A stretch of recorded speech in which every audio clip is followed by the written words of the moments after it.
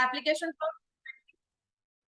Question number 12 applications of trigonometry आज खत्म हो जाएगा। इसके एक दो एक्स्ट्रा क्वेश्चंस मुझे करवाने हैं, उससे करवाने के बाद आपका फ्राइडे को I will start with similar triangles. ठीक है, फ्राइडे को सिमिलर ट्रायंगल स्टार्ट होकर एक हफ्ता लगाओ, इससे खत्म हो जाएगा। उसके बाद फिर स्टैट्स, और इन बिटवीन अब अपनी रिविजन भी गेयर अप कर दो, बिकॉज मैं वर्कशीट शेयर कर दूंगी आपके साथ एक्स्ट्रा क्वेश्चंस की और एमसीक्यूज की, मोस्ट प्रोबेबली एमसीक्यूज, ये वाली एमसीक्यू 1 मार्क केस स्टडीज वो सब। चलो क्वेश्चन नंबर 12 में अब इसमें लिखा है from the top of a 7 metre high building. तो वही चीज है, बिल्डिंग है तो एक ground level, from the top of a 7 metre high building.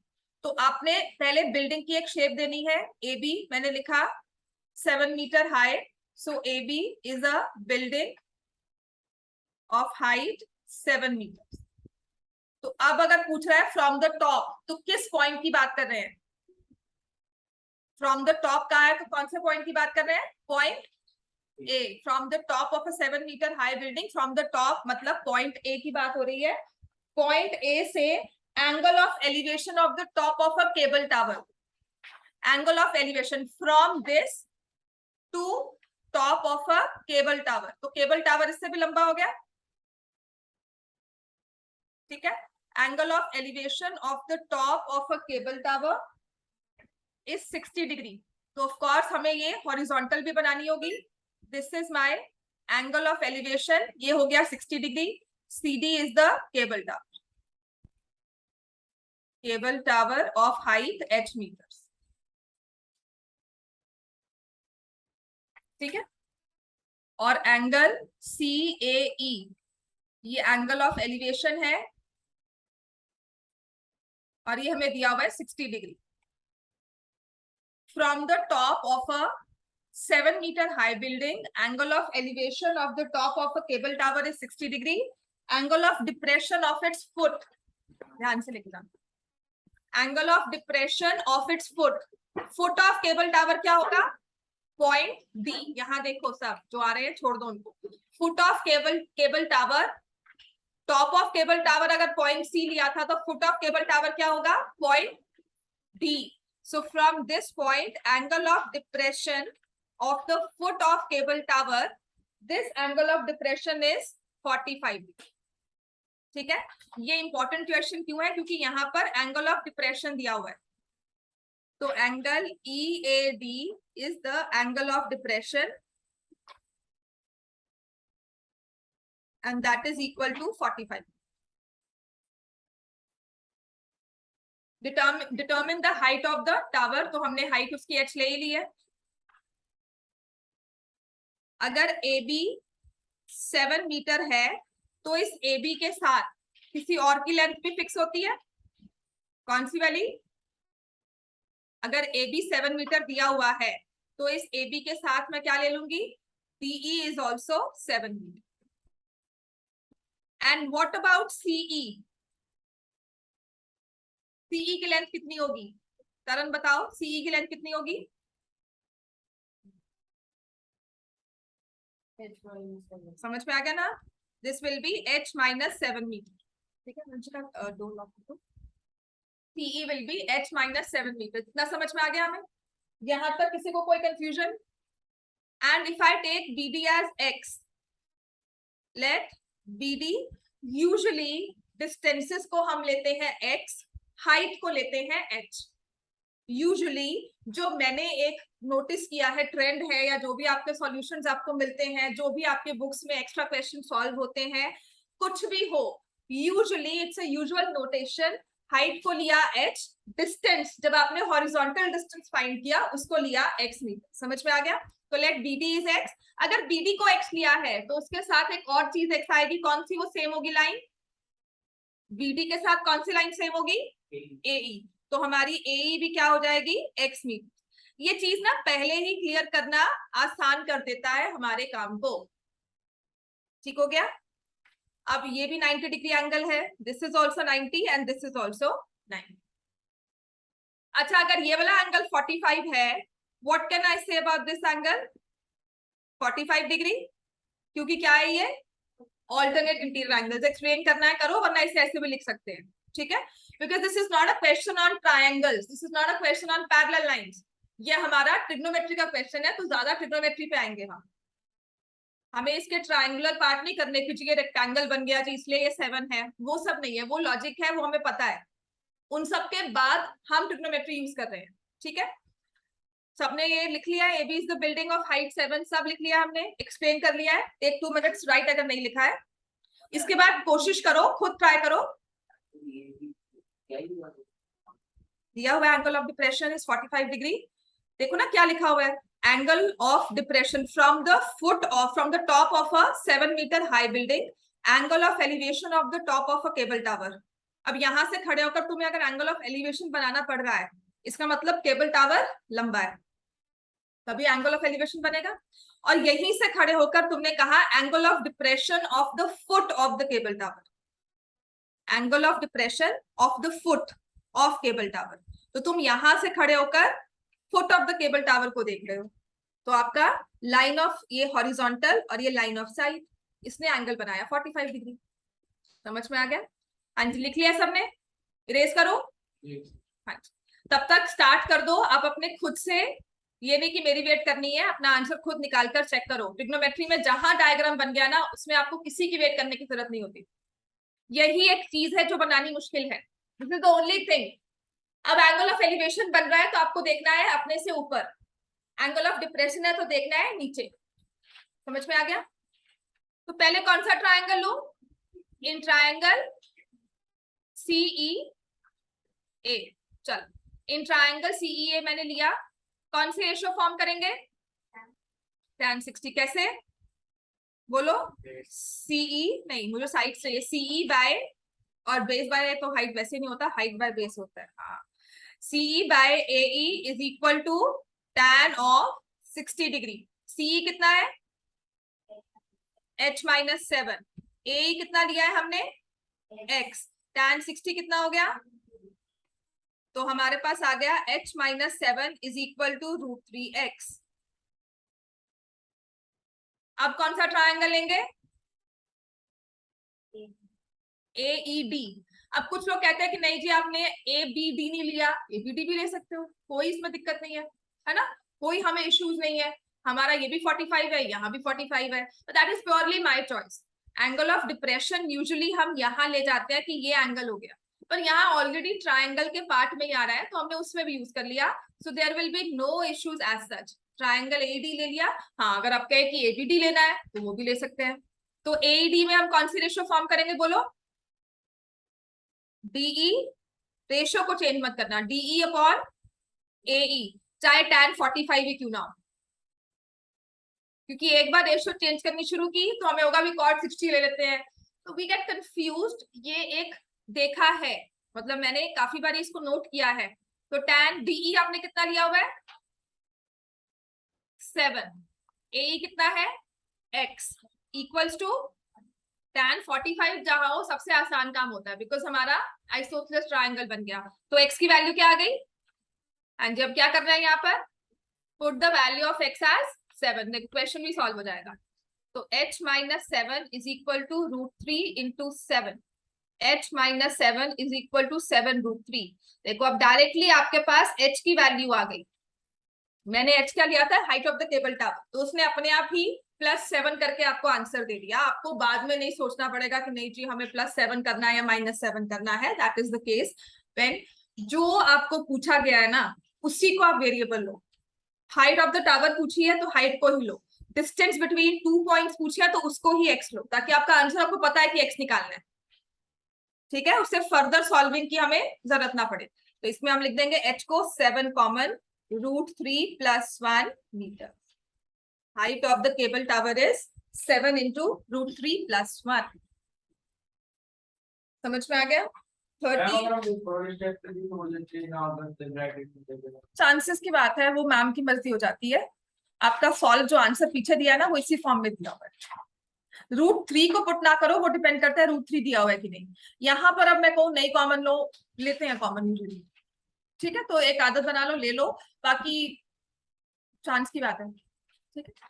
क्योंकि मैं तो वहीं पे ज्यादातर छोड़ देता हूँ। मैम से पूछ लेना मैम अगर यहाँ तक छोड़े स्कूल टीचर से कि मैम बोर्ड्स में मार्क्स कटते हैं कि नहीं कटते, बिकॉज आपकी बुक में भी आंसर वैसे ही दिया हुआ है, पीछे जो एनसीईआरटी ने सॉल्व आंसर दिया है हमेशा कॉमन लेकर ही दिया है, एग्जाम्पल्स में भी देखो उसने हमेशा कॉमन दिया है, ठीक है ना, समझ में आ गया। चलो अब आ जाते हैं question number 13, this is very important, ठीक है। क्वेश्चन नंबर 13 ये क्यों इंपॉर्टेंट है, एक तो इसमें दिया हुआ है एंगल ऑफ डिप्रेशन पहली बार, ठीक है, तो उसके बाद इसने दिया हुआ है ऑन द सेम साइड, तो इसमें ना जहां पे आपकी देखो थर्ड लाइन दी होगी on the same side of the light house लिखा हुआ है ना, अभी मैं क्वेश्चन नहीं करवा रही सॉल्व, लिखा हुआ है ना ऑन द सेम साइड, है ना, इसको लिखो ए पार्ट, यहाँ पे लिख लो सेम साइड पे आगे लिख दो ए पार्ट, और बी पार्ट लिख लो ऑपोजिट साइड, बी पार्ट लिख लो ऑपोजिट साइड। इस क्वेश्चन के ना यहाँ तो स्पेसिफाई किया हुआ है, I remember in my NCERT book specify नहीं किया होता था कि कौन सी है, same side of the lighthouse है या ऑपोजिट साइड है, तो we had to draw for one question we had to draw two figures, हमें दोनों तरह से सॉल्व करना था, और हम पेपर में कहते थे प्लीज लिखा हुआ है वरना दो क्वेश्चन एक में दो क्वेश्चन कौन सॉल्व करेगा, ठीक है, हमें दोनों फिगर बनानी पड़ती थी, तो इसीलिए ये क्वेश्चन इंपॉर्टेंट तब से मानते थे क्योंकि एक तो दिया हुआ है एंगल ऑफ डिप्रेशन, दूसरा सेम साइड ऑपोजिट साइड आपको स्पेसिफाई किया तो उसके हिसाब से बनाना है, ठीक है। तो पहले मैं आपको करवाऊंगी और सेम साइड वाला, लिखा क्या हुआ है, उसने लिखा है as observe from the top of a 75 metre lighthouse, lighthouse पता है सबको क्या होता है, क्या होता है बताओ, सी के, हाँ सी के नेविगेटर, और लाइट हाउस बहुत बेसिक वाला एक लंबा सा क्या होता है टावर, ऑन द बीच, सी जो हमारा शोर होता है वहां पे एक लंबा सा टावर बनाया होता है, पर्पस क्या होता है उसके ऊपर क्या लगा होता है, लाइट लगी होती है, ठीक है, और वो लाइट क्या होती है मूविंग, जैसे अगर ये टावर है तो लाइट मूविंग है, it will move like this, tower is fixed of course the light will move, और उसका पर्पस क्या होता है कि अगर कोई शिप आ रही है उसको वे दिख जाएगा दूर से कि हाँ वो सही आ रही है, प्लस कोई इलीगल एक्टिविटी कोई होती है या कुछ भी इलीगली कुछ आ रहा है तो उनको वो स्पॉट कर सकते हैं, राइट, तो एक मॉनिटरिंग होती है, तो उसने कहा है फ्राइज ऑब्जर्व फ्रॉम द 75 मीटर, एक 75 मीटर लाइट हाउस है, ऑफ कोर्स ऐसे कुछ बना होगा, ठीक है, 75 मीटर लाइट हाउस, तो ये A B is a lighthouse of height 75 metre, ठीक हो गया। From the sea level of course आपको पता ही होगा जो ग्राउंड लेवल हम काम करते हैं, the angles of depression of two ships are 30 and 45 and one ship is exactly behind the other on the same side, ठीक है, तो ये जो सेम साइड है मतलब ये लाइट हाउस जहां पर है वहीं की साइड पर दो शिप्स आ रही है और इनके दिए हुए हैं एंगल्स ऑफ डिप्रेशन, तो उसके लिए मुझे क्या करना होता है यहाँ पर ये डॉटेड लाइन आपको ड्रॉ करनी है,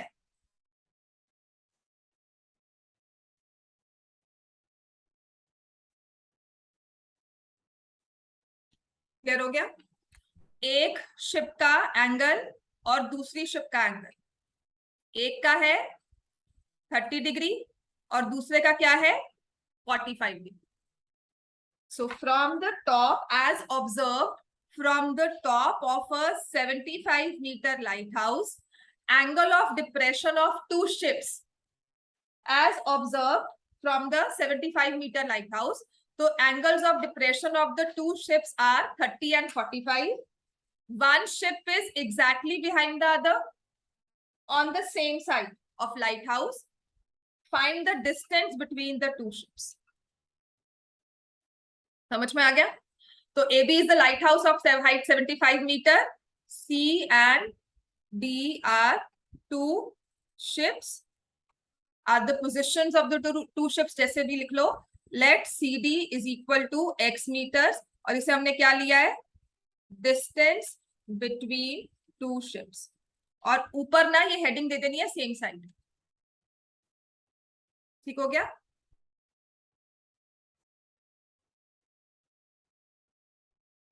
अब हमें एंगल्स ऑफ डिप्रेशन दिए हुए हैं तो हम लिखेंगे एंगल्स ऑफ डिप्रेशन, अच्छा ये वाली ट्रिग्नोमेट्री कैसी लग रही है, इजी की मुश्किल, हाँ जब डायग्राम बन जाए ना तो बहुत इजी है, तभी मैं कह रही हूँ make sure, angles of depression दिया हुआ है EAD is 30 degree and EAC 45, अब यहाँ पर ना ये डॉटेड लाइन हॉरिजॉन्टल बनानी बहुत जरूरी है, और ये एंगल ऑफ डिप्रेशन अगर आपने यहाँ पे शो नहीं किया तो आपका पूरा क्वेश्चन गलत है, आपको 0 मार्क्स मिले। सीरियसली बोर्ड्स की रूलिंग है, सीबीएसई में भी आईसीएसई में, कि in case the angles of depression are not shown you can cut the entire marks. Teacher के पास एक पूरा डिस्क्रिप्शन है कि वो पूरा 0 दे सकता है आपको, ठीक है। अब इसको मैं अपने ट्रायंगल में कैसे लेकर आऊंगी, यहाँ तो ये हवा में ही उड़ रहा है ना एंगल, तो ये एंगल किसके इक्वल होगा बताओ, ये वाला एंगल किसके इक्वल होंगी, एंगल ए डी बी, ये 30 डिग्री हो जाएगा, और ये कितना हो जाएगा, समझ में आ गया, क्योंकि हमने क्या यूज किया है, this horizontal is parallel to the base and they form alternate interior angles, यही दो बनते हैं, कभी कॉरेस्पॉन्डिंग नहीं बनेंगे। ट्रिग्नोमेट्री में हमेशा ऑल्टरनेटिव बनेंगे, डिप्रेशन वाले दो एंगल्स जो होते हैं ना, जो बाहर होते हैं ट्रायंगल के, वो हमेशा आपके अंदर आ जाते हैं, पर ये शो करना बहुत जरूरी है। आफ्टर सम प्रैक्टिस क्या होता है, हमें पता है कि 30 होगा, 45 होगा, हम ये शो ही नहीं करते। मैं भी कभी कभी मिस कर देती हूँ कि ठीक है क्वेश्चन सॉल्व कर रहे हैं, पर आपको नहीं करना है। क्लियर हो गया? हाँ जी, कैसे करेंगे क्वेश्चन ये,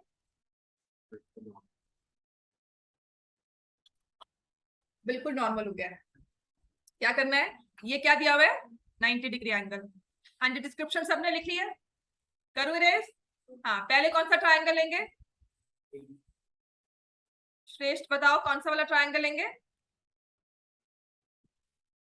इन ट्रायंगल एबीसी कौन सी रेशियो फॉर्म करेंगे, हाँ जी, क्या बन जाएगा वो, वेरी गुड, समझ में आ गया। ए बी कितना है 75, बीसी को मैंने कोई वेरिएबल असाइन नहीं किया, tan 45 कितना होता है 1, जहां tan 45 होता है ना, सच में आई सीरियसली से कि बहुत इजी क्वेश्चन है, क्योंकि मुझे पता है ये आइसोसेलेस है विदाउट, ये तो एक फॉर्मेलिटी है लिखना मेरे लिए, मुझे पता है ये 75, ठीक है। अब कौन सा ट्रायंगल लेंगे, in triangle A B D, A C D में बेटा राइट एंगल नहीं है इसलिए वो नहीं ले सकते। I take triangle A B D, कौन सी रेशो लेंगे, A B upon B D, क्या बन जाएगा, ए बी कितना दिया हुआ है 75, बी डी कितना हो जाएगा, हाँ जी, और tan 30 कितना होता है,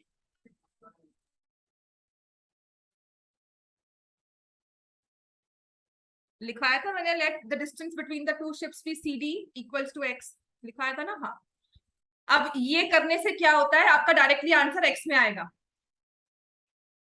ठीक है, आपका डायरेक्ट आंसर ना एक्स में आएगा, आपको फर्दर नहीं करना होगा कि मैंने बी डी निकाल लिया जी, अब मैंने बीसी भी निकाल लिया, अब मैं सी डी निकाल लूंगा, ऐसा कुछ नहीं करना होगा, डायरेक्टली अब क्रॉस मल्टीप्लाई करो बच्चे, अब तो ये कैलकुलेशन ही है, इसके बाद कोई ट्रिग्नोमेट्री नहीं है। अब तो जो हमने 9th में और जो भी 8th में हम रूल्स फॉलो करके आए हैं, और फ्रैक्शनल नंबर्स, इरैशनल्स, इक्वेशंस, वो सब यहाँ अप्लाई करने हैं। तो x की वैल्यू क्या आ गई 75√3 minus 75, which we say this will be 75 common लिया, √3 minus 1 meters. This is when the ships are on the same side of the lighthouse. Lighthouse है, दोनों उसकी सेम साइड पर है। अब आते हैं इसका दूसरा पार्ट, ऑपोजिट साइड।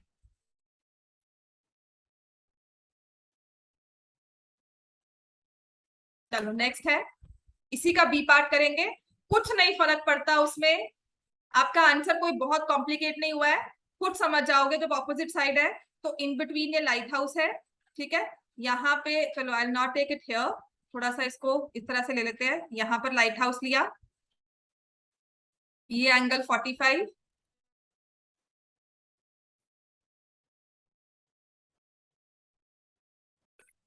ठीक है, थोड़ा सा इसको आपको डॉटेड बनाना होगा, समझ में आ गया। So now this is A B lighthouse of height 75 metre, C and D are the two ships, एक एंगल दिया हुआ है 45 डिग्री, तो ये हो गया 45 डिग्री, ये दिया हुआ है 30 डिग्री, तो ये हो गया, यहाँ पे तो देखना और भी आसान है ना। So when the ships are on the opposite side of lighthouse. हाँ, मैंने फिगर के हिसाब से लिया, कोई ऐसी फर्क नहीं है, बिकॉज ये 45 दिख रहा है, ये 30 दिख रहा है, थोड़ा ज्यादा लंबा साइड है, स्टीप है, इसकी वजह से। बिकॉज समटाइम्स वी से कि फिगर को एज पर क्वेश्चन बनाओ, figure should represent your question, नहीं तो लिखा होता है figure is not as per screen.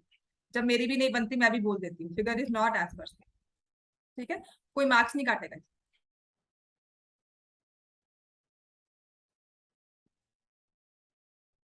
सो यहाँ पर भी हमें पता है A B is the lighthouse of height 75 metre, ठीक है।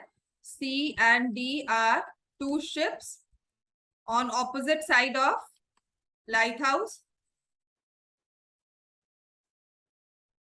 आपको एंगल्स ऑफ डिप्रेशन दिए हुए हैं, angle E A C is 45 degree, angle F A D is 30 degree, और आपने ये वाले अंदर वाले एंगल्स ले लिए, ठीक है। Then the distance between the two ships be x metres.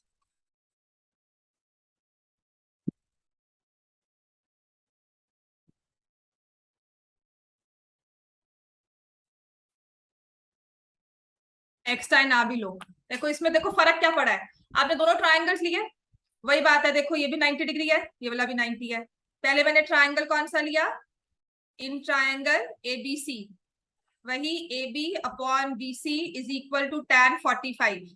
A B कितना है 75, बी सी tan 45 बार बी सी की वैल्यू क्या आ गई 75 मीटर्स, तो ये 75 मीटर्स आ गया।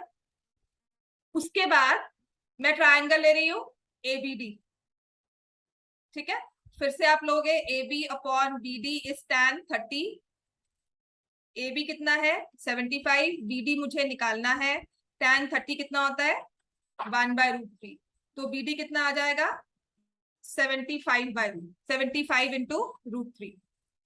सी डी निकालोगे तो क्या करोगे, C B plus B D, 75 metres plus 75 √3 metres. तो पहले वाले में क्या किया था हमने, दोनों को माइनस किया था, यहाँ पर क्या कर रहे हैं, दोनों वैल्यूज को प्लस कर, बस इतना सा फर्क।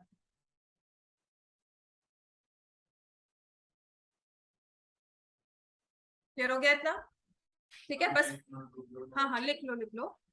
इसमें फर्क सिर्फ इतना है कि आपका डायग्राम में फर्क आया, अगर आपने ऑपोजिट साइड वाला सेम साइड बना दिया तो ऑफ कोर्स आपका डायग्राम भी गलत है, क्वेश्चन भी पूरा गलत हो गया, राइट। पता है कि ऑपोजिट में दोनों ऐड होंगे नंबर्स और सेम में दोनों सब्ट्रैक्ट होंगे, लिख लो। Then will come to question number 14।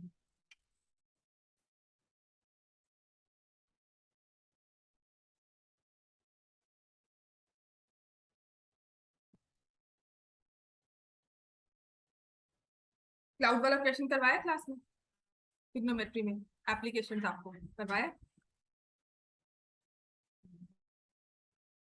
Cloud वाला करवाया होगा, और कौन सा करवाया है, क्लाउड वाला ही करवाया होगा, वो पेपर में आ जाएगा पक्का है, और कौन सा करवाया होगा, और सारे तो हैं पर जितने ही है वैसे ही। चलो नेक्स्ट क्वेश्चन, अगर ये लिख लिया है, come to question number 14। Helicopter भी करवाया होगा एक, स्पीड ऑफ द हेलीकॉप्टर निकालना, वो भी इंपॉर्टेंट क्वेश्चन है, अगर क्लाउड वाला नहीं आएगा तो वो आ जाएगा, वो भी बस सारे क्लास में करवा देंगे। 15th क्वेश्चन तो नहीं करवाया, कि करवाया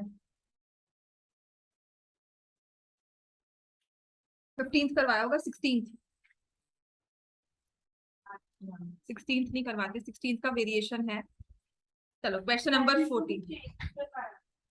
हाँ हाँ चेंज करवाया ना, क्योंकि वो सीबीएसई के पेपर में आया। हाँ जी, question number 14। A 1.2 meter tall girl spots a balloon moving with the wind in horizontal line at a height of 88.2 meter from the ground. The angle of elevation of the balloon from the eyes of the girl at any instant is 60 degree. After some time, the angle of elevation reduces to 30 degrees. Find the distance traveled by the balloon during the interval. अब ये ground level है कुछ ऐसा, ठीक है। So girl is standing at a height of how much height 1.2 metre. जो helicopter वाला question है वो भी सेम है, ठीक है, कोई इनमें फर्क नहीं है, सिर्फ इसकी फिगर को समझना है। तो इसने स्पॉट किया बलून को, जब उसने बलून को स्पॉट किया तो बलून ने, एक तो बलून की हाइट दी हुई थी आपको कितनी, 88.2, और उसने एंगल कितना बनाया था, 60 डिग्री। क्लियर हो गया इतना? So A B is the position of the girl, C D is the position, the height of balloon, angle of elevation initial बना 60 डिग्री।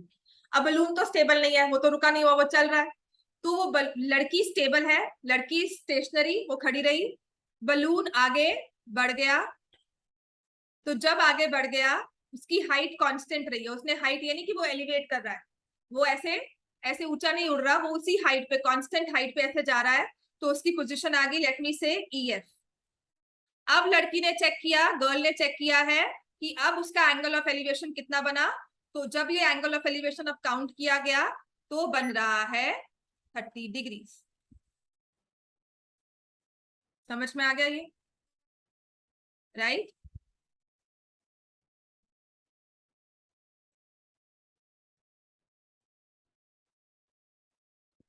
अब इसी क्वेश्चन की वेरिएशंस पता क्या होती है, find the speed of the balloon after how much time the balloon has taken to travel from C to E। आपको different चीजें दी होती हैं और डिफरेंट चीजें आपको निकालनी है, जैसे इस क्वेश्चन में कुछ दिया होगा और कुछ निकालना है, और जो निकाल रहे हैं वो दिया होगा और जो दिया हुआ है वो निकालना है, राइट? अगर क्वेश्चन को चेंज करना है ना, क्वेश्चन में गिवन वैल्यू होती है, जैसे 88.2 हाइट ऑफ द बलून, ये आपको नहीं दी होगी, आपको दिया होगा C से E का डिस्टेंस उसने कितने टाइम में ट्रैवल किया। क्लियर हो गया? तो कुछ ना कुछ हमें यहाँ पर डिफरेंट क्वेश्चन में ऐसा ही होता है। चलो इसमें लिखेंगे A B is the height of girl and it is equal to 1.2 metre, C D is the height of balloon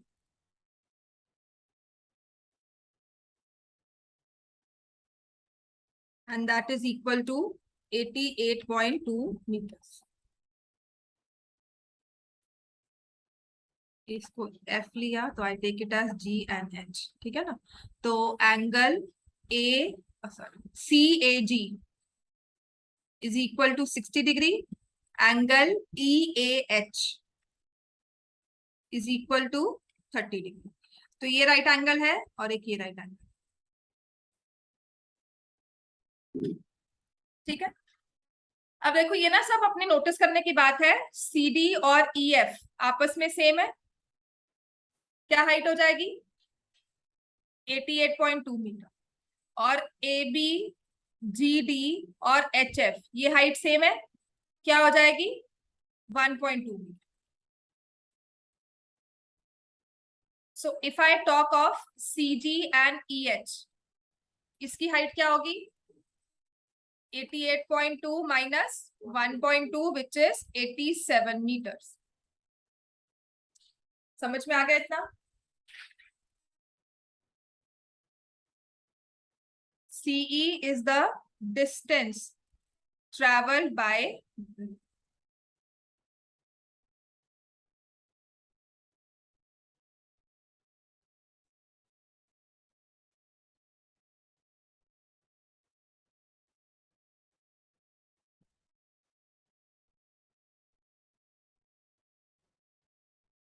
clear हो गया इतना?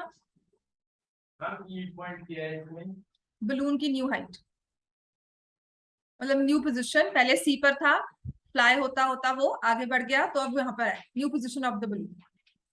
ये इनिशियल थी जब उसने 60 डिग्री पर चेक किया, और ये नेक्स्ट है न्यू पोजीशन है जब उसने 30 डिग्री पर चेक किया। लिख लिया? दो ट्रायंगल्स कौन से लेंगे इसमें, एंगल देखा करो, ये एंगल 60 डिग्री दिया हुआ है, कौन सा लेंगे ट्रायंगल CGA, और दूसरा कौन सा लेंगे EHA, ठीक है? चलो बनाओ फिर। अगर ट्रायंगल चेक करने में मुश्किल आती है ना, तो हमेशा एंगल को देखा करो और फिर देखा करो एंगल के साथ राइट ट्रायंगल कहाँ आ रहा है। तो पहले मैं लूंगी इन ट्रायंगल AGC या CGA, रेशियो देखो हर बार वही बन रही है, CG upon AG is equal to tan 60। CG आपने कितनी ली हुई है 87, AG मुझे नहीं दिया हुआ और tan 60 होता है √3, तो AG will be equal to 87/√3। इसे मैंने रैशनलाइज किया, so this will be equal to 29√3 meters.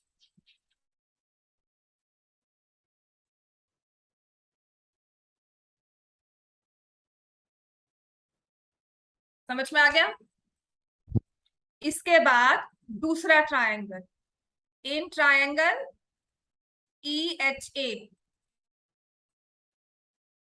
EH upon AH is equal to tan 30। EH की 87, AH मुझे निकालना है, tan 30 होता है 1/√3, तो AH कितना हो गया 87√3 मीटर्स।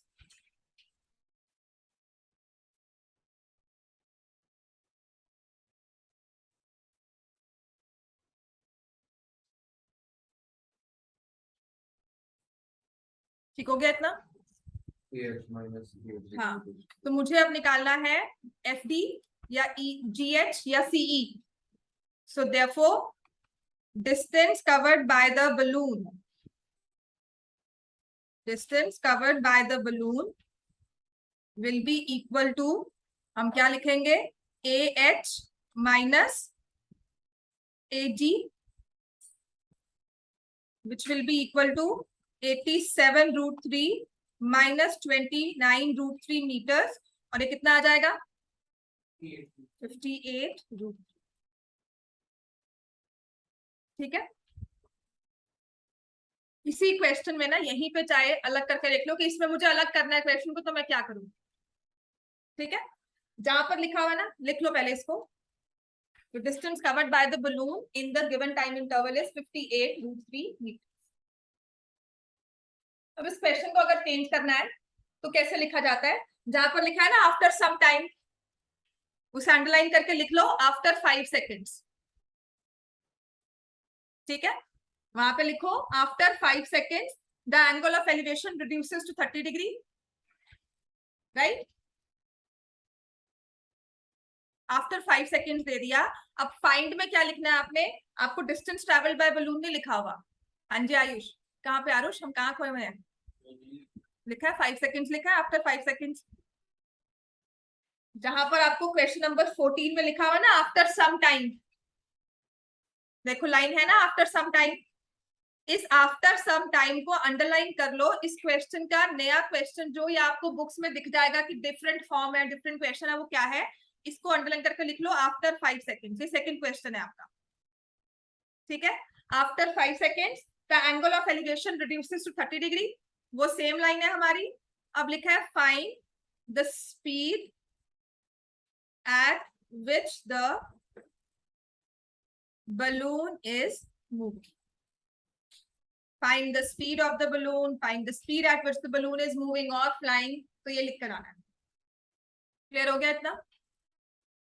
क्वेश्चन सेम रहा हमारा, बस उसने अब कहा है स्पीड फाइंड करो, राइट। तो करना क्या है हमें, स्पीड होती क्या है, डिस्टेंस अपॉन टाइम।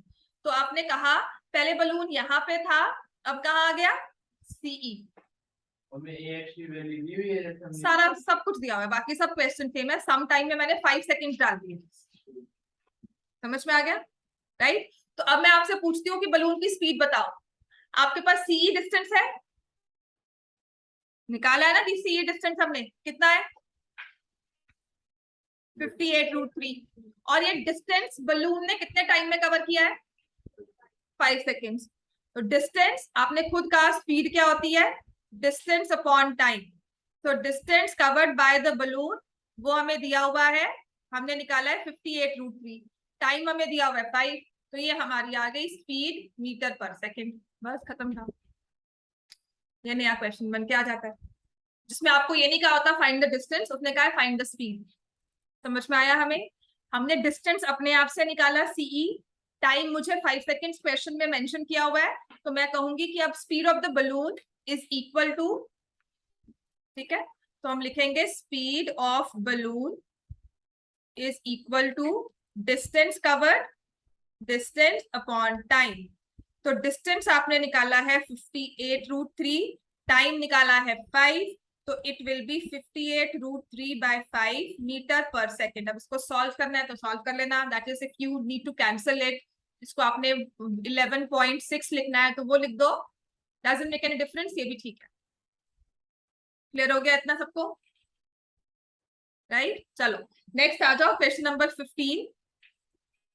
इंपॉर्टेंट है क्योंकि ये क्वेश्चन ना जल्दी सॉल्व नहीं होता, इसमें कोई हमें नंबर नहीं दिया हुआ, कोई एंगल सिर्फ एंगल दिया हुआ है और कोई नंबर नहीं दिया हुआ है।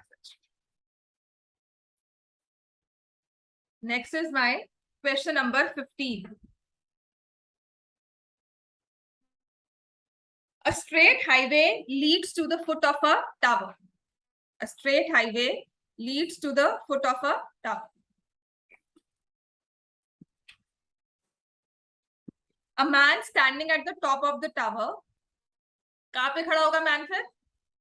A. समझ पे आ गया?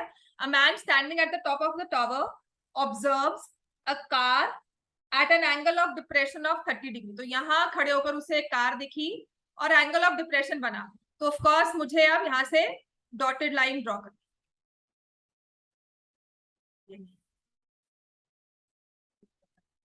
let me take it with some other pen.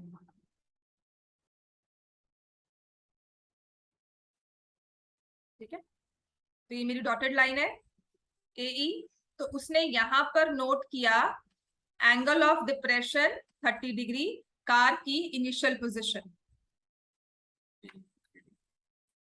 ठीक है, अब ये 30 है तो इसके साथ कौन सा एंगल 30 होगा? ACB। साथ ही इसको भी बना दूं। ठीक है, दूसरा क्या है? Which is approaching the foot of the tower with uniform speed. अब ये कार यहाँ पे चल रही है, जब 30 डिग्री का एंगल हुआ तब उसने स्पॉट किया, 30 डिग्री का एंगल था तब उसने कार को स्पॉट किया।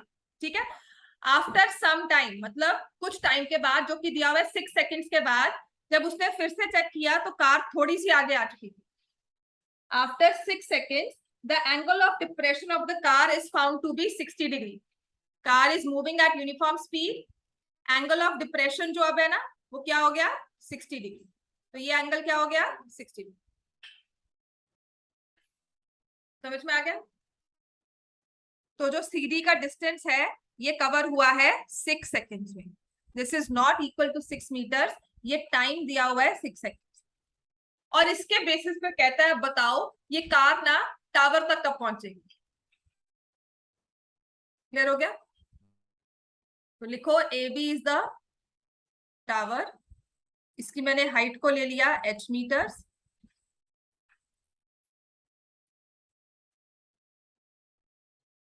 ठीक है, और हाँ CD डिस्टेंस लिया है x मीटर्स, BD लिया है y मीटर्स, ये x और ये y।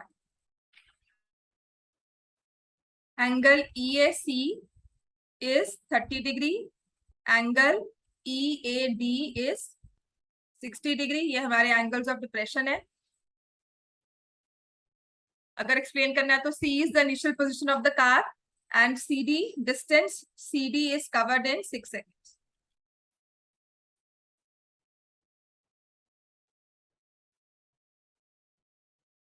ठीक है, अब मुझे बताना है कि D से B तक आने में कितना टाइम लगेगा, यही निकालना है। D से अगर B तक आएंगे कितना टाइम लगेगा, तो आपके दो ट्रायंगल्स बनते हैं इसमें, दोनों बनाओ, रेशियो फॉर्म करो दोनों में।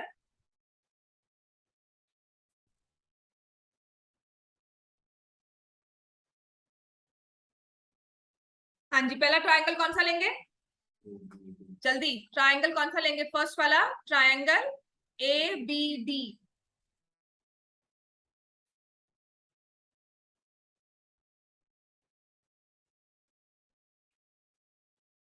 ट्रायंगल लिया ABD, AB अपॉन BD क्या होता है? tan 60। AB आपने H लिया है, BD Y, tan 60 होता है √3।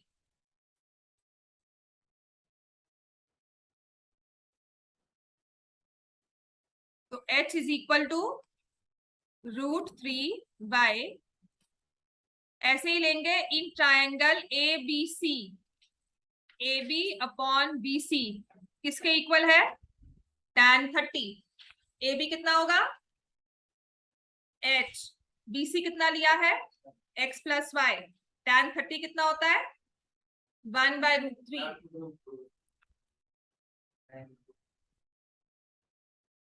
क्या?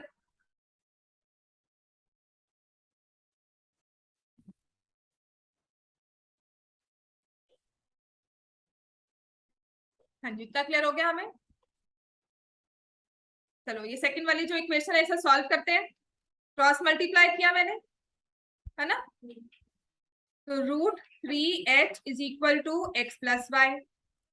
h की वैल्यू क्या थी? तो मैं यहां से पुट कर देती हूँ।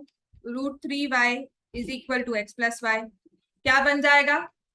3y is equal to x plus y या 2y is equal to x। ये हमें यहां तक ही पहुंचना था। ठीक है, x कितना है?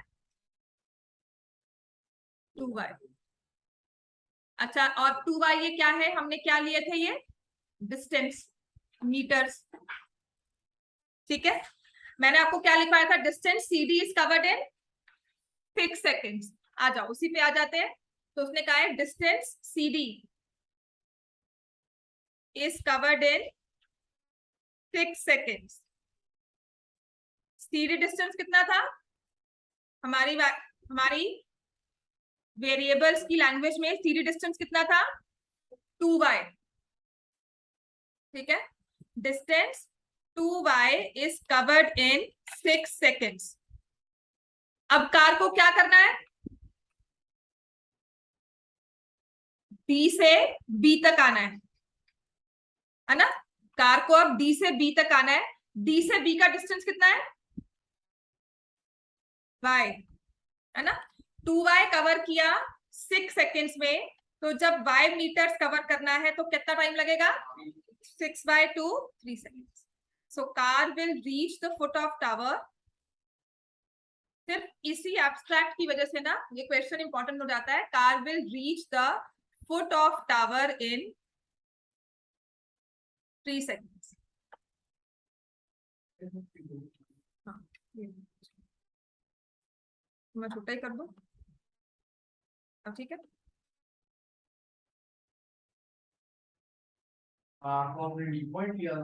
पहले सी पॉइंट था। जब उसे पहली बार नोटिस किया, सी पर 30 डिग्री का एंगल बनाया। अब कार तो चल रही थी, चलते चलते यहाँ पहुंची। तो 6 सेकेंड्स के बाद उसने जब देखा तो कार डी पे आ गई थी और अब एंगल बन रहा है 60 डिग्री।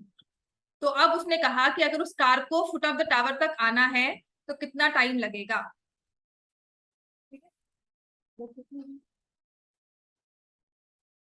समझ में आ गया इतना हमें? Question number 16।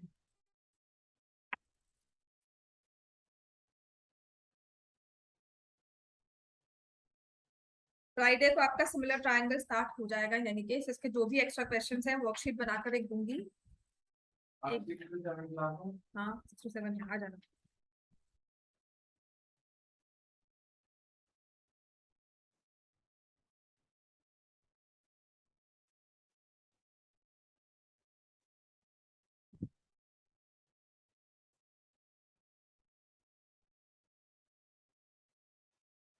वॉइस एक हेलीकॉप्टर वाला question.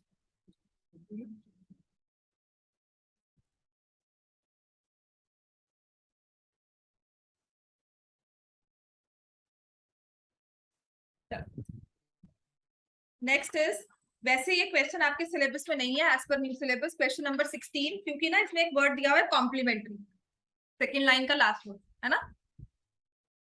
Straight line with it are complementary, इसकी वजह से क्वेश्चन डिलीट है। लेकिन सीबीएसई ने क्या किया, अपने सैंपल पेपर में इस क्वेश्चन को एडिट करके दे दिया। तो जहां कॉम्प्लीमेंट्री लिखा हुआ है ना, वहां लिखो the angles are 30 and 60। Question number 16 में लिखो 30 and 60। हाँ जी, कॉम्प्लीमेंट्री को कट करके लिखो 30 and 60। ऐसे कॉम्प्लीमेंट्री होता क्या है? जैसे पढ़े होंगे, हाँ, इनका सब 90 है तो 30 60 भी 90 ही होते हैं, है ना? तो जब भी एंगल्स हमें दिए जाएंगे तो इसे हम करेंगे 30 60, दे आर कॉम्प्लीमेंट्री, आपको 30 और 60 दिया जाएगा। अब इसने लिखा है the angles of elevation of the top of a tower from 2 points at a distance of 4 and 9 metre. तो एक टावर है लाइक दिस, 2 पॉइंट से एंगल ऑफ एलिवेशन मैप किए जा रहे हैं और उन पॉइंट्स की ना पोजीशन बताई हुई है आपको, ठीक है। तो A B is the tower, P and Q are the points,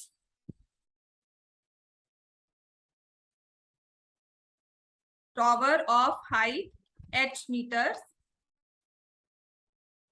ठीक है।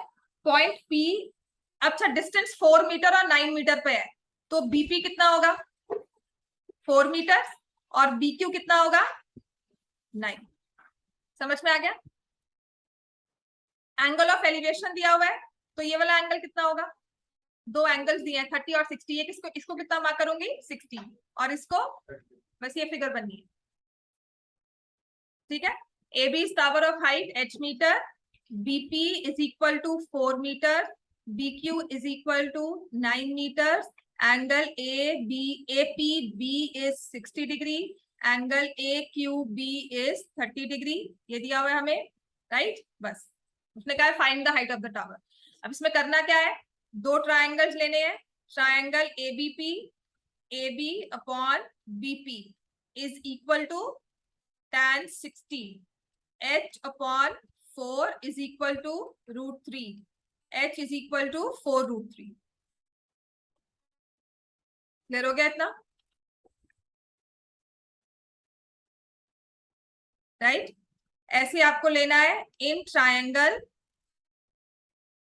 ABQ, AB upon BQ, tan 30 आ गया, ABH BQ 9, tan 30 1/√3, h is equal to 9/√3। तो ये देखो h की 2 वैल्यू आ गई, 4/4√3 या 9/√3, क्या माने इसको। तो इसके लिए हम क्या करते हैं, जो 2 इक्वेशंस आ गई है ना आपकी, इन दोनों को हमें करना है मल्टीप्लाई। ये इक्वेशन 1, ये इक्वेशन 2, इनको मल्टीप्लाई करेंगे, h into H is equal to 4√3 into 9/√3, √3 cancel, x square is equal to 36, तो हाइट कितनी आ जाएगी 6। क्योंकि करना है, क्योंकि आपने कॉम्प्लीमेंट्री नहीं पढ़ा होगा, this is not based on angles 30 60 नहीं। अगर ये कल 20 70 भी दिया होगा ना, तब भी आपका आंसर क्या होगा, एक डिस्टेंस क्या था 4, एक डिस्टेंस क्या था 9, 4 9 का कितना होता है 36, और ये 6 मीटर हाइट कितनी निकली है इसका स्क्वायर रूट। तो कल अगर मुझे ये 5 और 10 दिया होगा ना, तो height of the tower 50 square root, this is the formula. ये एंगल के मेजर्स पे बेस नहीं है, हाइट 30 60 के बेस पे नहीं है। अगर ये कल 20 70 भी दिया होगा ना आपको, या 10 और 80 भी दिया होगा, बिकॉज दे आर कॉम्प्लीमेंट्री, तब भी आपकी हाइट स्क्वायर रूट पे ही आएगी। तब भी आपकी हाइट अगर 4 और 9 दिया हुआ है ना, तो स्क्वायर रूट ही आएगा, that will be 50 square root of 36, ठीक है 6 मीटर। तो नहीं पता ना, इसलिए तो आपको ये करवाया। कॉम्प्लीमेंट्री में ना we solve it with theta, हम लेते हैं ये 90 माइनस थीटा और ये थीटा। तो कॉम्प्लीमेंट्री में जब सॉल्व करते हैं तो डायरेक्टली आपका 36 आता है। तो ये फॉर्मूला है एक तरह से, ठीक है। ये कोई क्वेश्चन स्पेसिफिक नहीं है, पर बोर्ड ने दिया हुआ था कि इसको ऐसे सॉल्व करो। कॉम्प्लीमेंट्री वाला नहीं आएगा, नहीं 30 60 आएगा डायरेक्ट। मैम मेरा डाउट है इसके बाद, जैसे हम tan इंटू क्वेश्चन सॉल्व करेंगे sin क्योंकि या तो हाइट निकालते हैं डिस्टेंस निकालते हैं। ठीक है, हाइट क्या होती है परपेंडिकुलर, डिस्टेंस क्या होता है हाइपोटेन्यूज। बहुत कम दिया होता है, तो स्ट्रिंग हो काइट हो उस केस में दिया हुआ है, सर्कस में रोप चढ़ रहे हैं या स्विंग है या स्लाइड है उसमें दिया होता है। तो जहां पर आपको हाइपोटेन्यूज दिया होगा, या तो हाइट के साथ डिस्टेंस निकालना है या डिस्टेंस के साथ हाइट निकालनी है। इसलिए मैंने टैन, तभी मैंने टैन साइन कॉस कुछ भी यूज कर लूंगी। दैट डिपेंड करता है कि मुझे साइड कौन सी दी हुई है। आपको हाइट दी हुई है तो आप साइन यूज करोगे, आपको डिस्टेंस दिया हुआ है तो आप कॉस यूज करोगे, ठीक है। क्लियर हो गया इतना। चलो एक क्वेश्चन लिख लो, इंपॉर्टेंट है ये क्लाउड वाला क्वेश्चन है, this is very important question, थोड़ा सा साइंस वाले कॉन्सेप्ट पे भी बेस्ड है। लिखा है एट अ पॉइंट ए, वैसे ना ये आपको 30 60 बहुत सारे क्वेश्चंस के साथ मिल जाएगा, यहाँ पे 20 के साथ दिया हुआ है। बट बेसिक इसका क्वेश्चन 60 के साथ है, जो पुराने वाला क्वेश्चन है ना, वो 60 के साथ ही होता है. At a point A,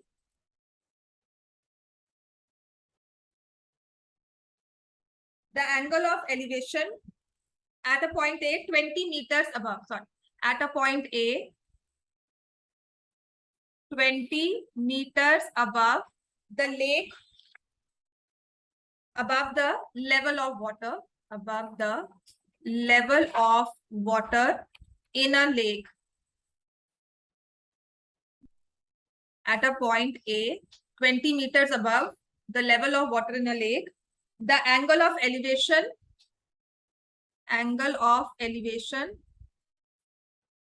of a cloud is 30 degree. The angle of depression of the reflection of the cloud in the lake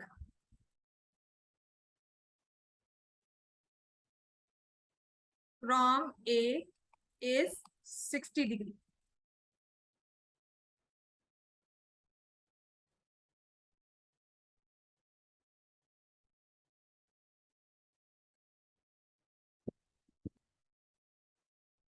Find the height of cloud.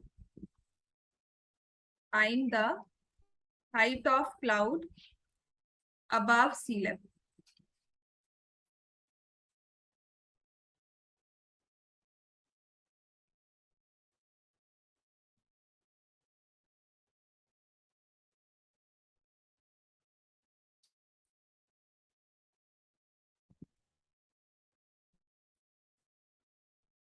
ठीक हो गया?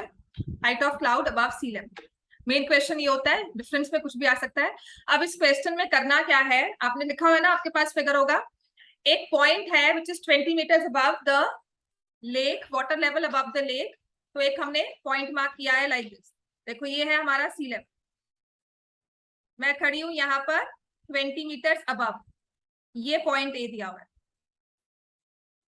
यहां से मैंने क्लाउड को स्पॉट किया और उसका एंगल ऑफ एलिवेशन दिया हुआ है कितना, 30 डिग्री.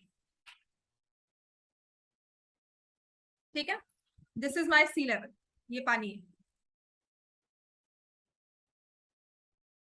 इतना क्लियर हो गया? अब इस क्लाउड की रिफ्लेक्शन जाके बन रही है कहीं लेक में. तो let C dash be the reflection of the cloud. ठीक हो गया? Let C dash be the reflection of the cloud in the lake. तो जब आप रिफ्लेक्शन को चेक करोगे, बिल्कुल नीचे जाकर लगेगा ग्राउंड पे बना हुआ है ना. और यहां से जब उसने एंगल ऑफ डिप्रेशन चेक किया ना, यहां से ए पॉइंट पे खड़े होकर इस रिफ्लेक्शन को चेक किया, तो एंगल ऑफ डिप्रेशन कितना बन रहा है, 60 degree.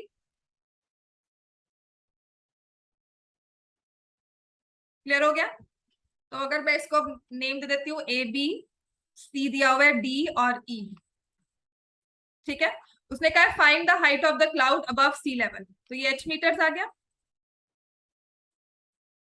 Late the height of cloud above sea level is equal to h metres, और वो हमने लिया है सीई.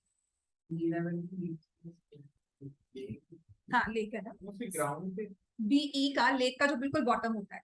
कभी भी रिफ्लेक्शन को चेक करना, अगर वो क्लियर वाटर है या आप किसी मिरर के सामने भी खड़े होते हो, जितनी दूर आप खड़े होगे उतना ही सीन रिक्रिएट होकर मिरर के पास आएगा.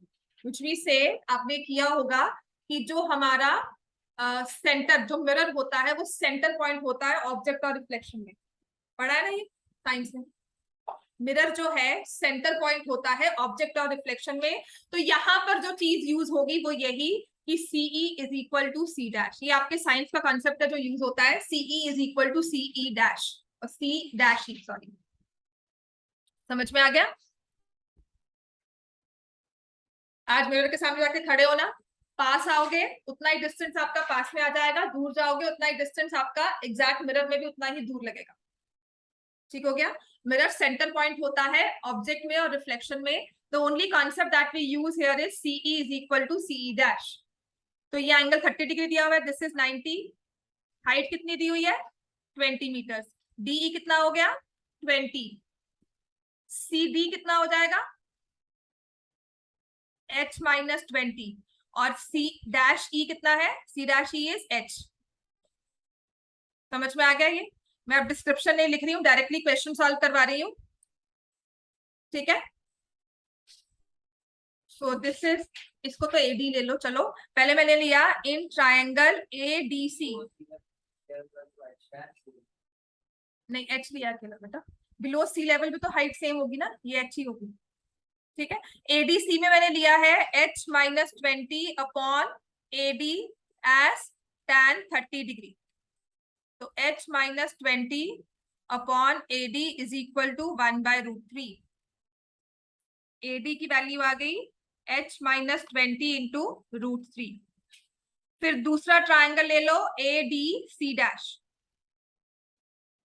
ठीक है, मैं ले रही हूं C dash D upon AD as tan 60.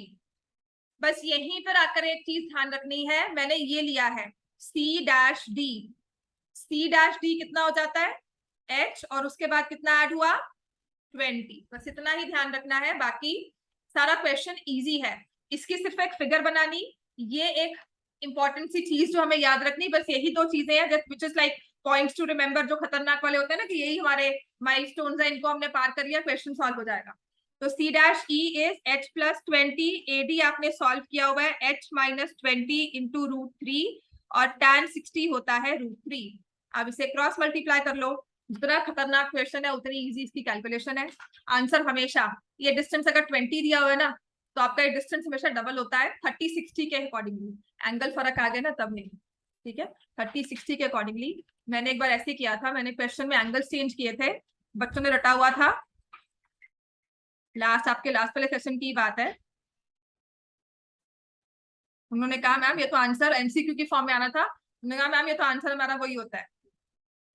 तो ये आ जाएगा 4H इज इक्वल टू, नहीं 2H is equal to, sorry 80. 2H is equal to 80, H is equal to 40.